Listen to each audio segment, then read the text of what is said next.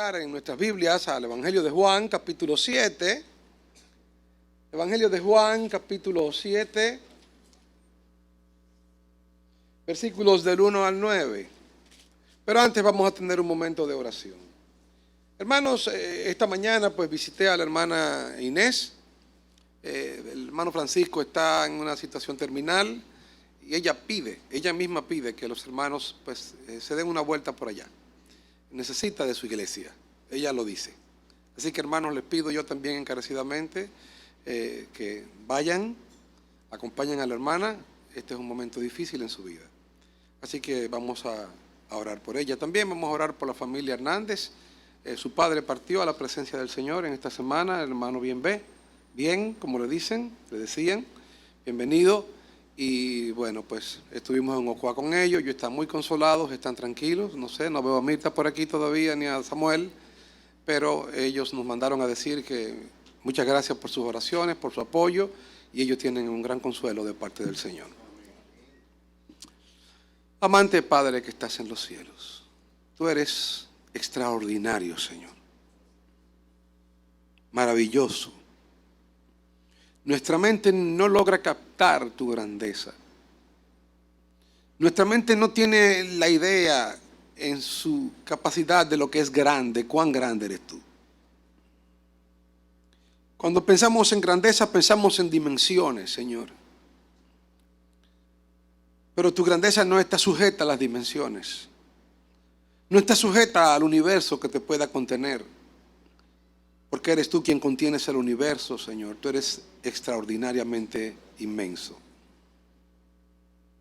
Eres extraordinariamente bueno. Porque a pecadores como nosotros, Señor, que andábamos errantes en este mundo, alejados de la ciudadanía de Dios, sin Dios en el mundo, tú nos buscaste, Señor. No fuimos nosotros simplemente que vinimos a ti. Tú nos perseguiste, Señor, y nos trajiste a tu fuente de agua viva. Y nosotros estamos llenos de gratitud ante ti. No hay amargura en nuestros corazones, Señor, porque todo lo que ocurre sobre la tierra, debajo del sol y por encima del sol, y todo lo que ocurre en el universo es el designio de tu soberana voluntad. A ti no se te escapa nada y nada te sorprende. No hay nada, Señor, que te haga ruborizar, ni nada que se encuentre fuera de tus planes. Todas las cosas están en tus manos, Señor.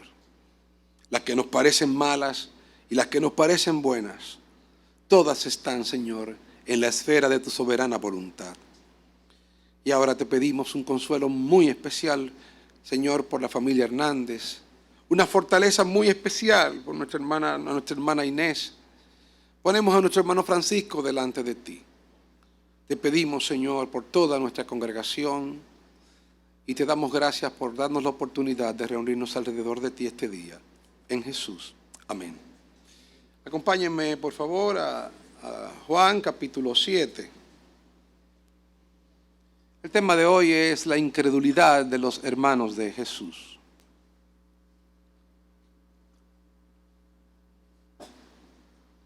Después de estas cosas, andaba Jesús en Galilea, pues no quería andar en Judea porque los judíos procuraban matarle. Estaba cerca la fiesta de los judíos, la de los tabernáculos.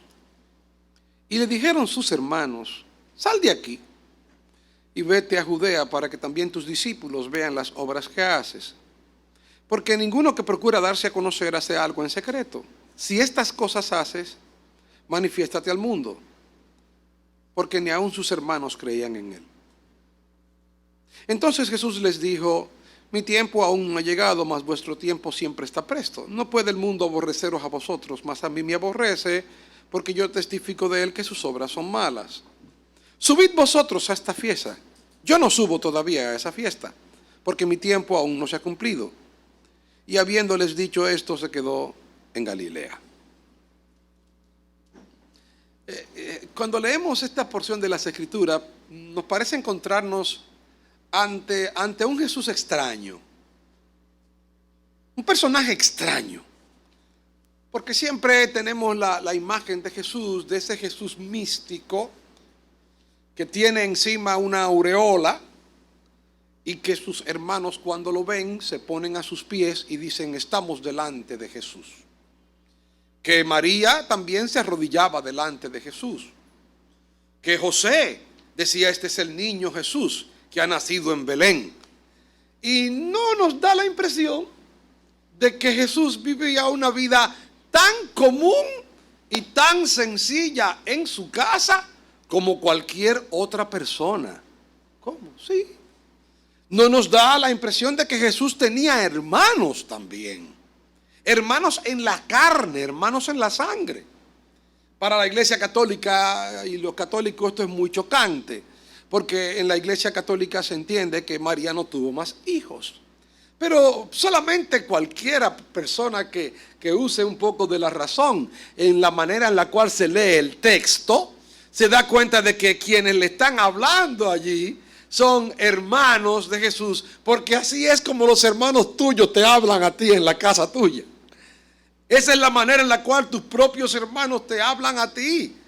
Te dicen: ninguno que procura darse a conocer hace estas cosas en secreto. Si estas cosas haces, manifiéstate al mundo para que también tus discípulos. Por lo tanto, aunque la Iglesia Católica dice que esos hermanos eran discípulos, no eran discípulos, porque ellos mismos le dicen: para que también tus discípulos vean las cosas que haces, porque ninguno que hace estas cosas la hace en secreto. Manifiéstate al mundo. Y es tan común que el Señor le dice: no, yo no voy a esa fiesta, váyanse ustedes a esa fiesta, que yo no voy. Bueno, ¿qué hermanos eran esos? ¿Eran primos?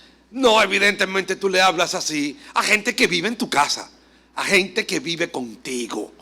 Así es que no tenemos por qué dudar de que María tuvo más hijos. El Evangelio de Mateo nos dice que Jesús no la conoció, y sabemos que la palabra conocer es un eufemismo que aparece desde el libro de Génesis, porque en el libro de Génesis nos dice: conoció a Adán a su mujer y tuvo un hijo que se llamó Caín. Entonces, ¿la conoció cómo? La conoció porque le dijo: hola Eva, buenos días, un gusto conocerte. Yo no te había visto aquí en el huerto del Edén. Muchacha, ¿cómo tú te llamas? Yo me llamo Eva. Ay, mucho gusto conocerte, yo soy Adán. Y así ella, la conoció así, nació un niño. No, evidentemente está hablando de que la conoció de un sentido especial. No quiero hablar mucho de eso, para que aquí hay personas más jóvenes, pero la conoció, y ese conocer da a luz los niños, como los papás y los mamás de usted se conocieron y usted nació. Así mismo, es decir, que cuando dice que no la conoció hasta que tuvo a su hijo primogénito Jesús,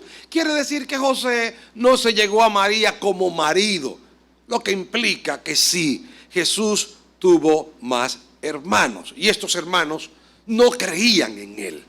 Muy distinto a lo que cualquiera diría: pero Cristo, que era tan buen predicador, Cristo, que era tan santo, Cristo, que era tan perfecto, los primeros que tenían que creer en él eran sus hermanos. Sin embargo, aquí Juan nos quiere hacer notar que ni aún, observen, no dice ni sus hermanos creían en él, no, le añade un aún, porque ni aún, así este énfasis está aquí, ni aún sus hermanos creían en él. No puede ser. Ni aún sus hermanos que vivían en su casa creían en el Señor Jesucristo. De manera pues que el Señor Jesucristo sufrió la incredulidad de sus hermanos, sufrió hasta la burla de sus hermanos, sufrió el menosprecio de sus hermanos, el trato ligero de parte de sus propios familiares. Por eso la epístola a los Hebreos, capítulo 12, versículo 3, nos habla de que no solamente los padecimientos de Cristo fueron en la cruz, los padecimientos de Cristo fueron en toda su vida. Desde que Cristo nació, Herodes empezó a matar niños. Desde que Cristo nació, fue un niño refugiado. Sí, fue un niño refugiado. Fue un niño así como los palestinos quieren meterse en Egipto. Así el Señor Jesucristo tuvo que huir con su padre José a Egipto también. Por lo tanto, desde pequeño era un refugiado en Egipto. Desde pequeño mataron niños por él. Desde pequeño y desde que fue creciendo, tenía hermanos que se burlaban de él. Y nos dicen en Hebreos capítulo 12, versículo 3: considerad a aquel que sufrió tal contradicción de pecadores contra sí mismo, para que vuestro ánimo no se canse hasta desmayar. Por lo tanto, veamos en Cristo a alguien cuya toda vida fue un completo padecimiento. Por eso Isaías nos presenta a Jesús en Isaías 53 diciendo las siguientes palabras: Él es el varón de dolores, experimentado en quebranto. Por lo tanto, la tesis católica de que Jesús no tuvo más hermanos se cae evidentemente desde que leemos las Escrituras. En Mateo capítulo 13 versículo 55 hay toda una lista. Cuando los judíos ven a Jesús, dicen: ¿no es este el hijo de José, el carpintero? Lo ven haciendo milagros. ¿Este no es acaso el hijo de José, el carpintero? No están todas sus hermanas. Por lo tanto, aunque no había hermanas que se mencionan en el listado, también tenía hermanas. ¿No están sus hermanas entre nosotros? ¿No es este el hermano de Jacobo, José, Simón y Judas? Le da una lista de sus hermanos: Jacobo, José, Simón y Judas. Dice: hermanos del Señor Jesucristo. Ese Jacobo es el que luego escribe la epístola de Santiago. Por lo tanto, usted dirá: ¿y por qué se llama Jacobo y le dicen Santiago? Porque a los Jacobo siempre le han dicho un apodo, como a los José le dicen Pepe, así creo que a los Franciscos le dicen otro, Pancho, a los Franciscos le dicen Pancho, a los José le dicen Pepe, a los Jacobo le dicen Tiago. Así es que cuando se forma el nombre Santiago, es San Jacobo, Jacobo Tiago. Por lo tanto, no se puede decir San Santiago, porque ya el San está incluido. No puede decir tal cosa. Él es San Tiago, su nombre es Tiago en verdad, pero le han puesto el San adelante y le hemos hecho un solo nombre, Santiago, y era hermano del Señor Jesús. También otro que escribió en epístola, Judas. Ese Judas no fue el que traicionó al Señor. No se vaya a confundir con eso. Como dijo una señora en una ocasión, le dijo una señora a su hija las siguientes palabras: tenemos, hija mía, que imitar las cosas buenas de la gente. Mira, Judas, aunque traicionó al Señor, escribió una carta bien bonita. No es ese Judas, no tiene nada que ver. Ese Judas era también hermano del Señor, aunque no se presentaba así. Jacobo, José, Simón, otro que se llamaba Simón, como Simón Pedro, y Judas. Por lo tanto, no eran primo hermanos del Señor, no, para nada. En Hechos capítulo 1 versículo 14 se encontraba María el día de Pentecostés, y dice que se encontraban los discípulos y se encontraba María con los hermanos de Jesús. ¿Qué hermanos eran estos que siempre estaban andando con María? En otra ocasión fueron a buscar al Señor porque decían que está fuera de sí. ¿Y quiénes los van a buscar? Dice: aquí su madre y sus hermanos van a buscarle porque decían: está fuera de sí. Está loco, está loco, está loco. Y dice el Señor Jesucristo: ¿quién es mi madre y quiénes son mis hermanos? ¿Dónde están? No, mi madre y mis hermanos son los que hacen la voluntad de Dios y guardan los mandamientos de Dios. Por lo tanto, esa madre María tenía que tenerse del Señor Jesucristo unos primos. ¿Qué primo tan primo? Eran unos primos que andaban con la mamá de él casi exprimida, porque andaban siempre con ella. Siempre acompañaban a María. Evidentemente eran hijos de María. Eran hijos de María. Pero eran hijos de José. Pero tal parece que cuando el Señor Jesús era adulto, ya José había muerto. Y al haber muerto José, estos muchachos se quedaron con María. Qué obedientes son. Hombres adultos ya viejos, y como quiera andaban con una mujer que era mucho más joven que ella, que María. No eran hijos evidentemente de María. Pero esto lo encontramos un cambio en 1 Corintios capítulo 15 versículo 7, cuando dice que el Señor al resucitar apareció a sus hermanos. Estos hermanos que no creían en Él, luego creyeron en Él, y creyeron cuando lo vieron resucitado. En la resurrección fue que finalmente estos endurecidos hermanos de Jesús llegaron a creer en nuestro Señor. Así que podemos establecer que el Señor Jesucristo tenía hermanos, que esos hijos no eran hijos nada más de José, sino que eran también hijos de María. Podemos deducir que el Señor vivía en una casa con ellos, donde ellos le dijeron: sal de aquí, vete a la ciudad, vete a la fiesta para que vean tus discípulos también las cosas que hacen. No, vivían en la casa con el Señor Jesucristo. Era una vida común y corriente. A veces ponían antes a alguien en la televisión que decía algunos textos bíblicos, y lo decía en un lenguaje que a mí me parecía hasta ciertamente como tan artificial. Yo soy el camino y la verdad y la vida, y nadie viene al Padre si no es por mí. ¿Ustedes se imaginan a Jesús hablando así todos los días? María, ¿ya está la comida? ¿Qué cocinaste hoy? ¿Trigo con queso? Palabra de Dios te la vamos a decir. No. Y le decía: María, ya está la comida. Eso es todo. Mamá, ya está. Sí, eso es lo mismo. ¿Cómo hablas tú? ¿Cómo hablas tú? Hay gente que hasta cambia cuando se hace cristiano.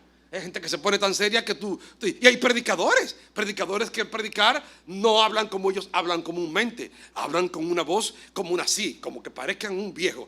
La palabra de Cristo. Y uno se pone así que uno cree que está en una película de Barnabas Collins o en algo así. No saben si ustedes saben quién es Barnabas Collins, pero Barnabas Collins se puso de moda hace muchos años aquí. O Drácula. Uno cree que es una película de terror, pero no hablan como habla comúnmente la gente. No. El Señor hablaba como hablaba la gente. Normal, común. El Señor compartía con sus hermanos como compartía la gente. Pero el Señor también hacía milagros. La pregunta que sigue: ¿hacía milagros Jesús en su casa, que lo conocían sus hermanos, y no era fuera de la casa? ¿O hacía Jesús milagros que no están en la Biblia? Que un día María dijera: oh, se acabó el aceite, y Jesús le dijo: ve a la tinaja, mételo para que tú veas, muchacha. Y cuando ve acá, ¿y tú este aceite? Ese que tú sabes. Y se acababa el vino en la casa, y él decía: se acabó el vino en la casa. Vaya, Jacobo, mete el jarro ahí. Y pero vino, pruébalo, de bueno. ¿O usted cree que cuando María se le acerca a Jesús en la boda de Caná de Galilea, en Juan capítulo 2, y dice que se les había acabado el vino, María no sabía lo que él hacía en la casa? Ya sabía, ya Jesús había hecho vino antes probablemente. Entonces María se acerca a Jesús y le dice: no tienen vino. Y Jesús le dice: mujer, tranquila, que no ha llegado mi hora. Eso fueron dominicanos: déjame tranquilo, no te metas en eso ahora. En buen dominicano: no es el momento. Y de una vez María, entonces ahí es que los católicos se agarran: hagan todo lo que él diga. Como que dice: no importa lo que Jesús diga, yo soy la que mando. Hagan todo lo que él diga. Y ahí empezaron a hacer lo que María dijo. Y entonces el Señor la obedeció y convirtió el agua en vino. Y cuando aquel maestresala probó el vino, dijo: oh, pero todo hombre guarda el mejor vino. El vino malo para el final, pero tú has guardado el mejor para el final. ¿Cómo pudiste haber hecho eso? Porque era un vino extraordinario. Hacía Jesús milagros en la casa, sanaba gente en la casa, reproducía aceite en la casa, vino en la casa, trigo en la casa, hacía milagros en la casa. Claro que sí. Sus hermanos lo confirman. ¿Por qué? Porque vamos al texto. Vean ustedes conmigo.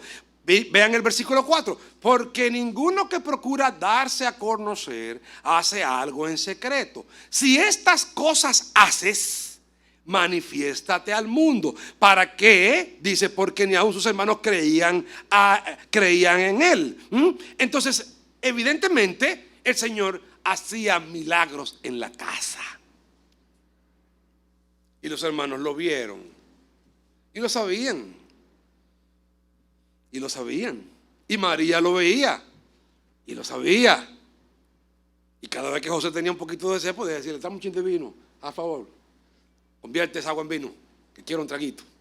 ¿Cómo va a ser? Posiblemente. Yo no estaba ahí, pero sabían que él hacía milagros. Ahora bien, yo quiero meterme en la médula de esta incredulidad de los hermanos de Jesús. Por lo cual el evangelista Juan nos dice: ni aun sus hermanos creían en él. ¿Cómo va a ser? No. Así que quiero tocar 3 puntos. Eran incrédulos a pesar de haber visto los milagros de Jesús.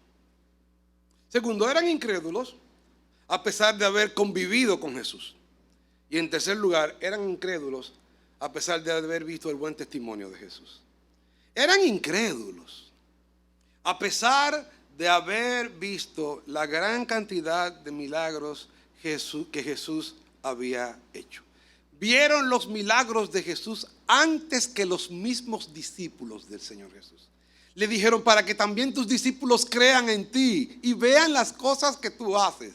Ellos vieron los milagros antes que todos los demás. Y aunque los milagros de Jesús tenían el propósito de confirmar la palabra predicada, Jesucristo, nos dice el apóstol Juan, muchas otras señales y milagros hizo Jesús, los cuales pienso que si se escribieran, usa una hipérbole. Pienso que ni aún en el mundo cabrían los libros que se escribieran.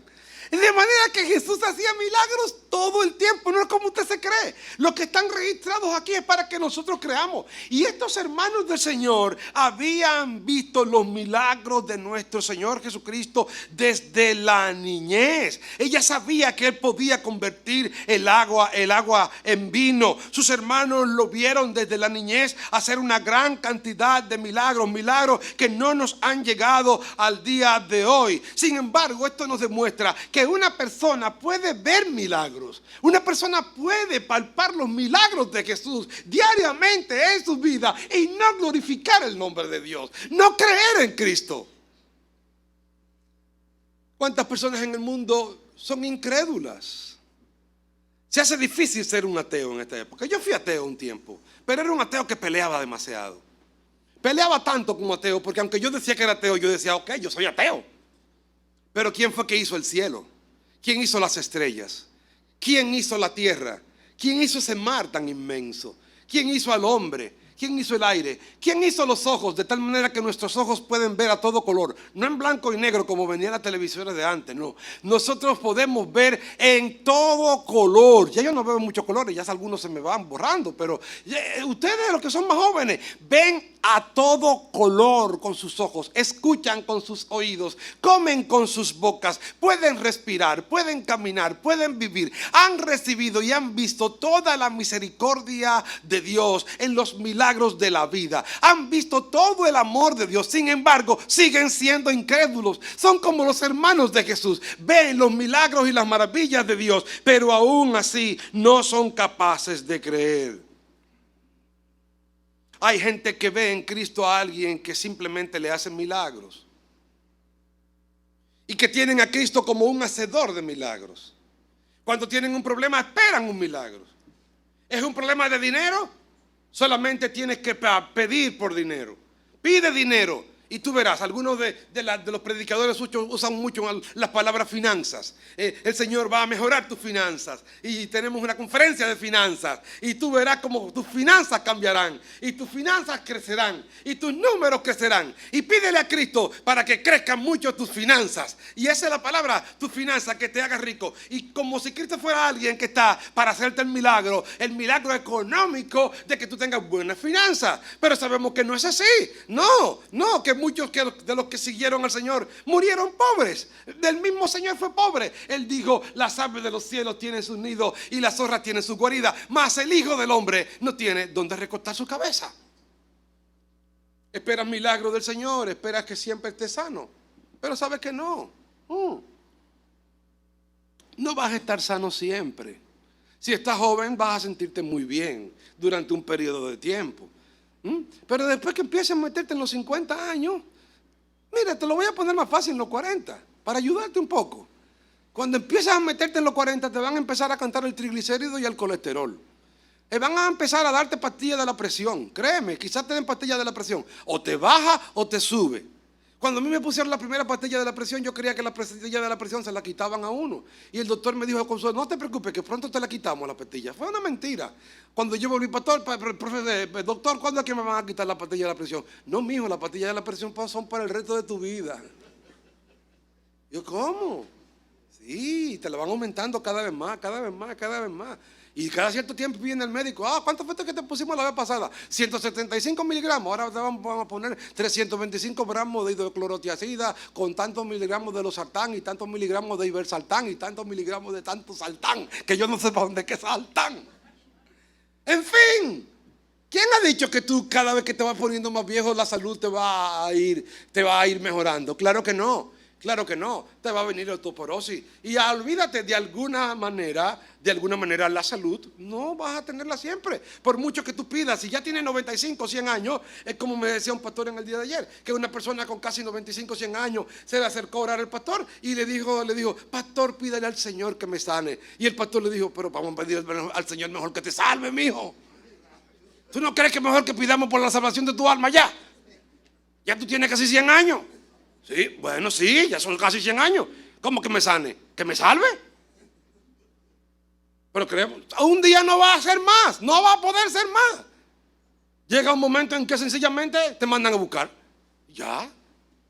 Así que no hay una garantía. ¿Tú crees que Cristo está allí para tener una varita mágica que te resuelve todos los problemas con milagros? Y eso no es necesariamente credulidad. Tú estás creyendo en el Jesús de los milagros, en el sagrado niño Jesús de Atocha, o estás creyendo en el sagrado corazón de Jesús. Ese no es el Jesús de la Biblia.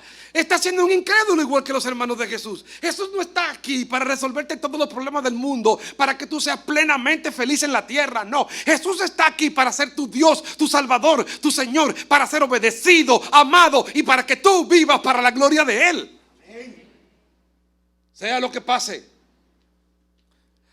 venga lo que te venga, sea bueno o sea malo. Allí estaban los hermanos de Jesús. Habían visto los milagros de Jesús, pero no creían en Jesús. Tú puedes creer a los políticos, te pueden dar una funda de comida, pero tú no crees en muchos políticos. ¿Quién va a creer en los políticos? Nadie casi cree en los políticos. Simón el mago vio a Pedro hacer milagros. En Hechos capítulo 8 versículo 13 dice que Simón el mago se decía ser el gran poder de Dios, y él veía a Pedro hacer grandes milagros y le dijo a Pedro, ¿cuánto te cuesta? ¿Cuánto puedo pagar yo para yo conseguir esos dones que tú tienes, para yo también hacer milagros como tú? ¿En cuánto me lo vende? ¿Ves? ¿En cuántas papeletas tú quieres para yo tener los milagros que haces tú? Qué bárbaro, hermano.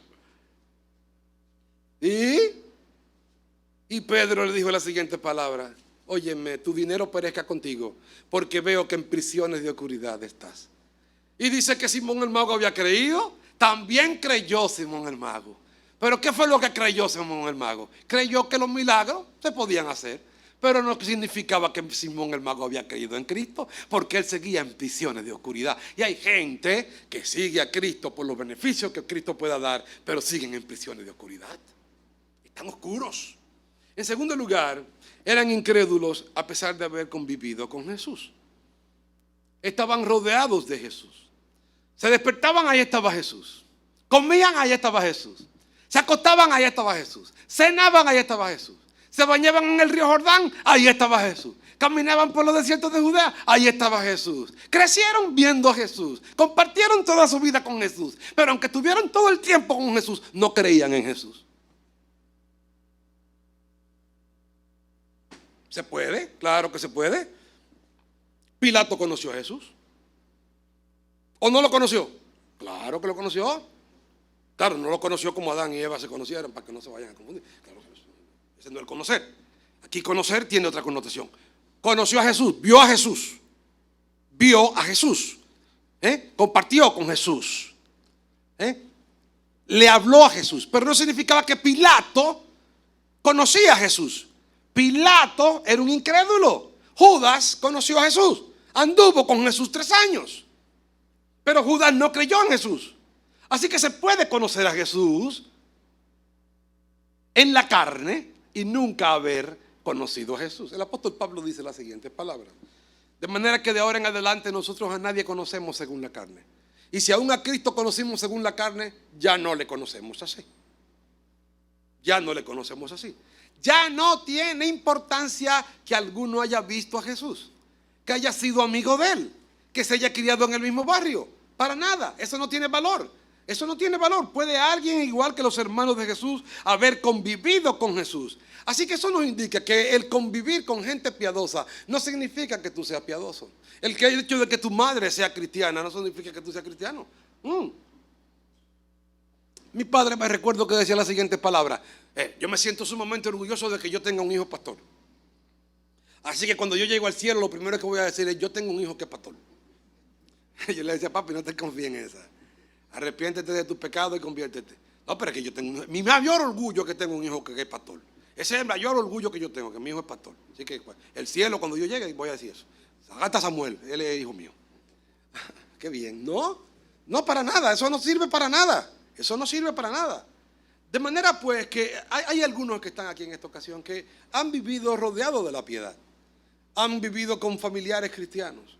Han visto madres que le han dado buen testimonio. Han visto la fe. Han crecido en la fe. Han oído versículos bíblicos. Han cantado desde niños en las escuelas dominicales. Yo particularmente me recuerdo, siempre cantaba en la escuela dominical: Zaqueo era un hombre pequeñito era él, subió a un árbol sicómoro para ver a su Señor, y al pasar el Señor Jesús miró al árbol y dijo: Zaqueo, baja. Y yo siempre decía: aterriza. No, decía: date prisa. Pero nada, los muchachos siempre están inventando: Zaqueo, baja, date prisa, que hoy vamos a tu casa a comer. Y yo le ponía allí: pan con queso, pan con queso. Siempre los niños están inventando. Así que yo me crié en la iglesia también. Yo me crié en la iglesia. Había otros que cantaban uno que no me gustaba mucho. Sansón era un hombre que tenía unos molleros así. Mollero, ¿qué canciones son esas para niños? Abraham, a donde han. Todos esos coritos me lo cantaban en la iglesia.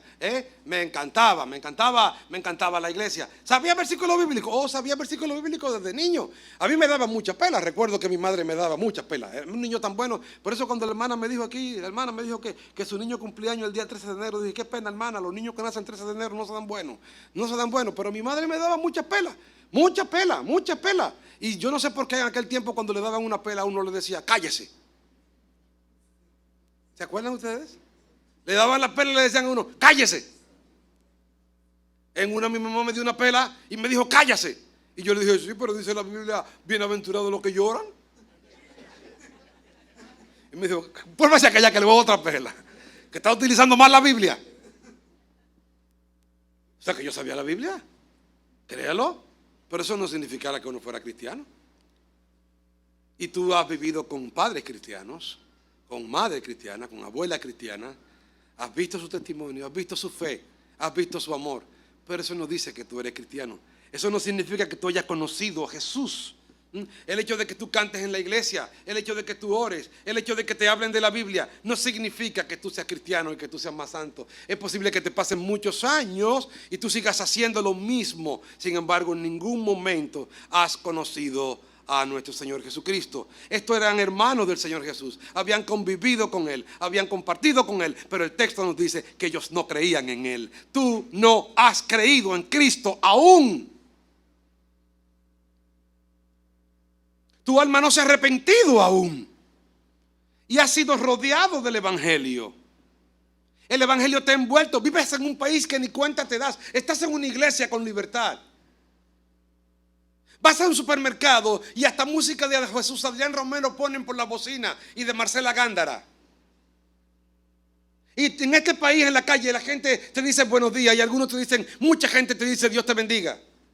¿Sabe usted cuántas iglesias evangélicas hay en este país? ¿Sabe cuántas católicas hay? Locales católicos hay alrededor de 1270 locales católicos.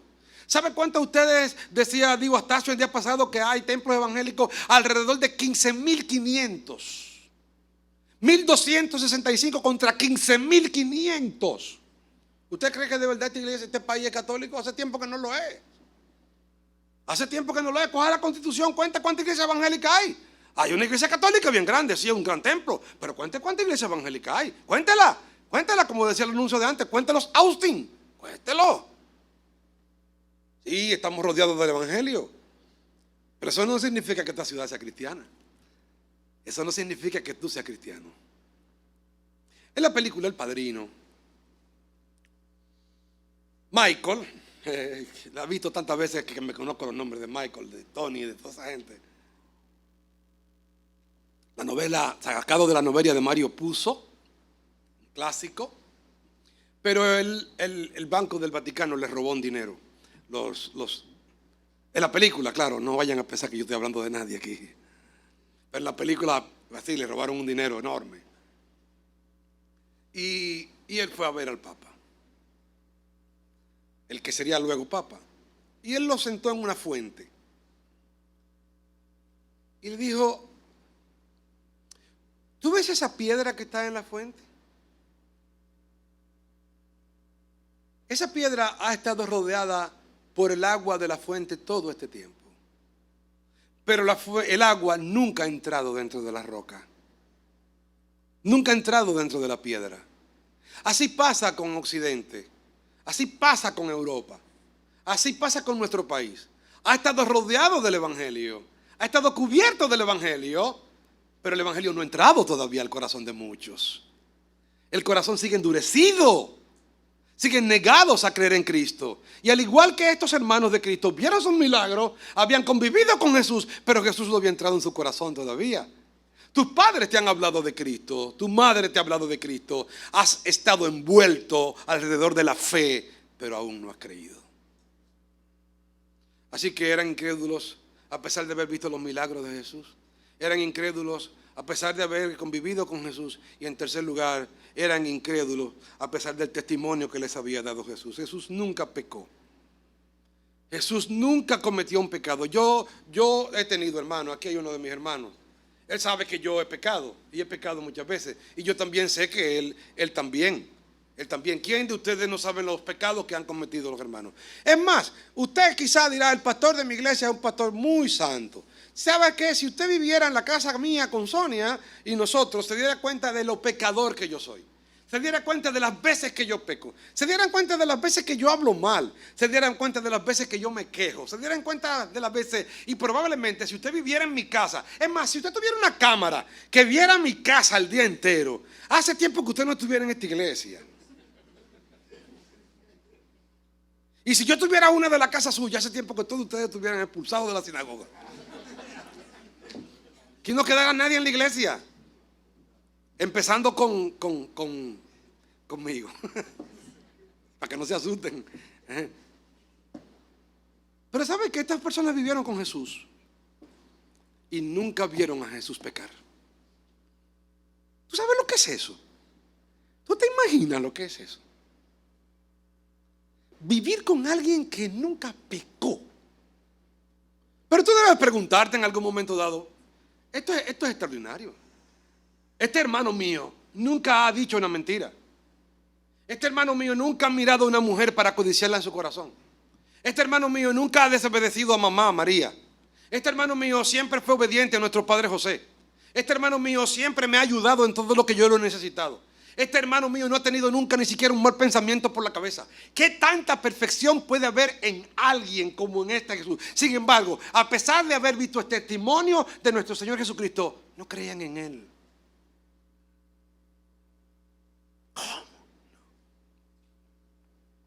No creían en Él. La evolución, digámoslo así, por lo cual algunos libros como el Evangelio de Tomás fue considerado como apócrifo, fue porque presentaba algunas narrativas fantásticas de Jesús.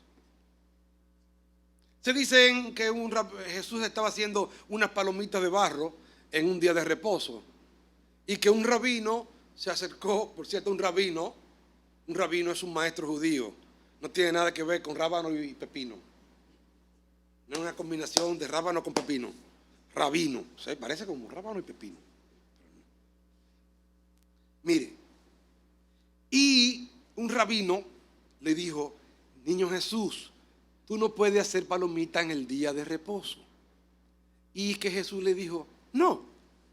Y las palomitas de barro salieron volando. Oye, fantástico. Otro día el niño Jesús estaba jugando pelota con un amiguito. Y el amiguito chocó con él. Tuquiti. Y dice que Jesús le dijo: no llegarás vivo a tu casa. Y el niño se murió. Entonces los dos padres del niño fueron donde José y María a quejarse. Y allí estaba el niño Jesús. Y le dijo el niño Jesús: cójanlo suave para que a ustedes no les pase lo mismo.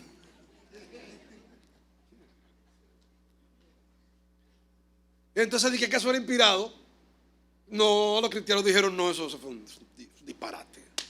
Eso no pasó nunca. Eso no pasó nunca. Óyeme, eso no pasó nunca. Jesús nunca pecó ni cuando niño. Él fue perfectamente santo siempre. Pero a pesar de toda su santidad, los milagros que había hecho y de haber convivido con Él, ellos no creían en Él. Y yo te reto a ti a que leas la Biblia y busques a ver si ves algo en lo cual el Señor Jesús haya pecado. Hay un solo caso donde yo me di cuenta que definitivamente ahí yo hubiera caído. Yo hubiese caído ahí. En una ocasión se acercan a Jesús los fariseos, los hipócritas, y le dicen: dinos, ¿con qué autoridad tú haces estas cosas? Y el Señor les dice: bien, yo le voy a hacer una pregunta a ustedes también. ¿El bautismo de Juan era de Dios o era de los hombres? Y ellos le dijeron, se fueron aparte a hablar. Un momentico, vamos a hacer un consejo. ¿Qué le decimos? Bueno, si le decimos que el bautismo de Juan era de Dios, nos va a decir: ¿por qué ustedes no le creyeron? Pero si le decimos que el bautismo de Juan era de los hombres, la gente tiene a Juan por profeta y nos van a entrar a pedrar. ¿Qué le decimos? Que nosotros no sabemos. Van donde Jesús y vienen con la respuesta: no sabemos. ¿Sabe lo que yo le hubiera respondido? Yo tampoco sé. Ahí está el gancho. Pues si tú no lo sabes, tú no eres omnipotente ni omnisciente. ¿Sabe lo que respondió Jesús? Yo tampoco le voy a decir con qué autoridad hago esta cosa. No les dijo yo no sé. Yo hubiera dicho yo no sé. Yo tampoco sé. Tú lo sabes. Yo tampoco sé. Pero la Biblia habla la verdad de Jesús. Jesús no mintió nunca. Él dijo: yo tampoco les voy a decir con qué autoridad hago esta cosa. No pecó nunca. Perfecto en santidad. Nadie como Él. Nadie como Él. Y aún así no creyeron en Él. Así que, querido amigo, jóvenes algunos que están aquí, que se han criado aquí, que se han criado en la vida cristiana, que se han criado en el Evangelio, que han oído tanto. Tú has visto lo bueno que ha sido Dios contigo. Todo el año pasado y los años que han pasado has visto lo misericordioso que Dios ha sido contigo. Cómo Jesucristo ha tenido compasión de ti. Cuántas cosas has pedido y los cielos se han abierto para ti. Pero aún así no crees en Jesús. Puede ser que tú creas que Jesús hace milagros. Pero hay algo que tú debes saber de Jesús. Jesús no es un milagrero. Jesús no es un santurrón. No vino para ser un santurrón. Jesús vino a salvar. Y vino a salvarte a ti. Y al venir a salvarte a ti, vino a salvarte porque tú no te podías salvar. Y Él vino siendo Dios, se hizo hombre, se hizo carne y vivió entre nosotros. Cargó una cruz y murió en tu lugar. Él lo que quiere que tú creas es que ese sacrificio que Él hizo en la cruz, lo hizo en nombre tuyo, en lugar tuyo. Y que si tú crees eso, entonces el Espíritu Santo viene a ti y tú tienes vida eterna en ti. Él quiere que tú creas que Él es el Salvador del mundo. Él no quiere que tú tengas nada más un buen amigo, que nada más diga hallé un buen amigo. No, Él quiere que tú digas hallé un Salvador, hallé un Señor de mi vida, alguien que murió por mis pecados, que no es otra cosa que el Rey de Reyes y Señor de Señores. Pero también me quiero referir ya finalmente a nosotros los cristianos, que tenemos hermanos que aún no han venido a la fe, que le hemos predicado la palabra y decimos ya ese no se va a convertir. Aquí está mi hermano, tiene poco tiempo en la fe, ahí sentado ahí adelante. El día que hizo un llamamiento y se puso de pie, ¿saben qué yo dije aquí en el púlpito? Ustedes no lo oyeron porque lo dije bajito. Yo dije, no, tú no. Pues yo no podía creer. No, tú no. Porque uno le predica toda la vida y uno cree que no se van a convertir ya no van a venir a los pies del Señor. Y uno tira la toalla. ¿Será que le da un mal testimonio? Y yo me lo preguntaba y tú te lo preguntas. Yo hice algo que lo hizo tropezar. No, a lo mejor no he hecho nada que lo haya hecho tropezar. Jesús no hizo nada que lo haya hecho tropezar. ¿Será que no soy un buen predicador? Bueno, pero es que yo no puedo ser un predicador como Jesús. Y sus hermanos no creían en él. ¿Será que necesitan ver milagros de mí? No, Jesús hizo milagros en la casa y ellos no creen en él. Hermano mío, la salvación es del Señor. Sigue insistiendo, sigue hablándoles de Cristo, sigue invitándolos a oír la palabra. Tú no lo podrás convertir, te lo voy a repetir. Tú no puedes convertir a nadie. El único que puede transformar el corazón de un hombre es Dios. Tiene que ser parido de lo alto, tiene que ser parido del Espíritu Santo. Pero no puedes dejar de seguir hablándoles. Cristo se le apareció después de haber resucitado. Y encontramos a un Jacobo, encontramos a un Judas siendo ahora discípulos del Señor. A un Jacobo muriendo por su hermano en la carne, porque llegó a creer que ese hermano en la carne era el Salvador del mundo. Ay, hermano, cree en Cristo. Creen quién Él es. Él es el Rey de Reyes y Señor de Señores, ante el cual todo el universo se postra, para el cual y para quien fueron creadas todas las cosas, las que hay en los cielos y las que hay en la tierra, ya sean visibles o invisibles, sean tronos, sean potestades. Todo fue creado por medio de Él y para Él, y todas las cosas en Él subsisten. Todo. Ese Salvador vino a entregarse por ti. Vivió con gente común y corriente que lo hirió, con hermanos en la carne que vivían en una casa, pero tuvo Dios misericordia de ellos. Que Dios te conceda el seguir trabajando para el Señor, el seguir orando por tus familiares, el seguir pidiéndole a Dios que tenga misericordia de ellos. Y a ti que estás aquí esta mañana, que aún no has aceptado al Señor, el inicio de un año es un tiempo maravilloso para dejar de conocer a Cristo en parte y para decir: Señor, yo creo en ti, yo soy tuyo, vengo a tus pies y me entrego a ti completamente. He estado rodeado de ti,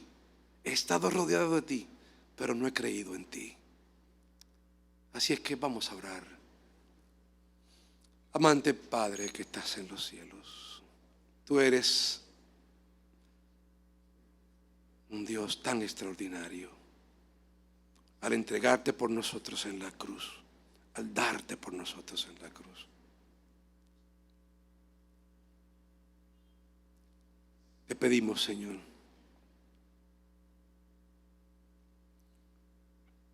que tú tengas misericordia de aquellos que durante muchos años han oído tu palabra y han sido rodeados de tu gracia y han participado de la bendición de tenerte a su lado, pero igual que los hermanos de Jesús, no han creído en ti. Y así los hermanos orando, que tienen los ojos cerrados y no te están mirando, nadie te ve. Si hoy tú quieres hacer esa profesión pública de fe, puedes hacerlo levantando tu mano para nosotros orar por ti. Que este sea un año donde tú empieces entregándole tu vida al Señor. Hay alguien hoy en esta mañana que no quiera conocer a Cristo de manera superficial, sino que quiera conocerle de todo corazón. Hay alguien hoy que dé ese paso de fe. Bien, Padre, tu palabra ha sido expuesta. Sabemos que no volverá vacía. Ella es una semilla que se siembra y crece en su momento. Te pedimos, Señor, que tú la hagas prosperar en el nombre de Jesús. Amén.